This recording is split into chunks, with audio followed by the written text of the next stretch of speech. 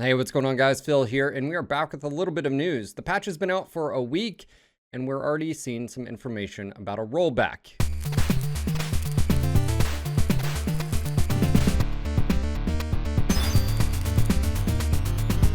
And specifically, this is from Darren Katz, who hopped on my stream today and then made this post. Let's go ahead and cover it and see what it talks about. I'll go ahead and announce it here until I get a post up. We're rolling back the weapons and mask changes from the March patch in April. We will be establishing a public test server, PTS, before the end of the month, which will feature all of the weapon changes proposed by the Gulag, aka the Cauldron community group.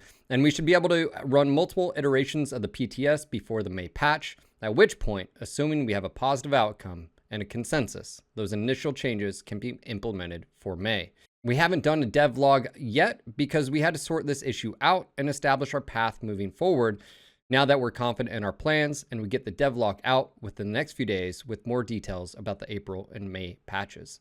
So there you have it. It looks like they're rolling back, and I'm not actually surprised by this. Last patch review, I basically said I was disappointed in the entire process. For those that may not really understand, a little bit of backpedaling here to discuss that. Yes, you can make the PPC changes work. Clan just basically got a buff and IS got a buff / nerf. How is that possible? Well, yes, it gave weapon IS PPCs a buff as far as damage and velocity, but it nerfed it as far as heat. The Gulag, or the Cauldron now as they're called, is basically contesting that IS PPCs are too hot in general, so all you basically did is you made the mechs like the Awesome or any mech with -10 heat gen quirk better than the other mechs. There's a wider gap now between using PPCs across the board. The Gulag's attempt was basically to make more IS mechs capable of being able to use all PPCs. The changes that we saw last Tuesday, again, just basically created a bigger gap to the mechs that are really good with PPCs and the mechs that aren't so good. Instead of basically closing that gap, they widened it. Also, with this in mind, the clan PPC spam that we've seen since then has came a little bit, on the tail of already PPCs being good. Now you just made them better, and you've seen mechs like the 6 PPC Direwolf out there, along with 4 PPC versions. Looking at you, Warhawk, you've been dominating.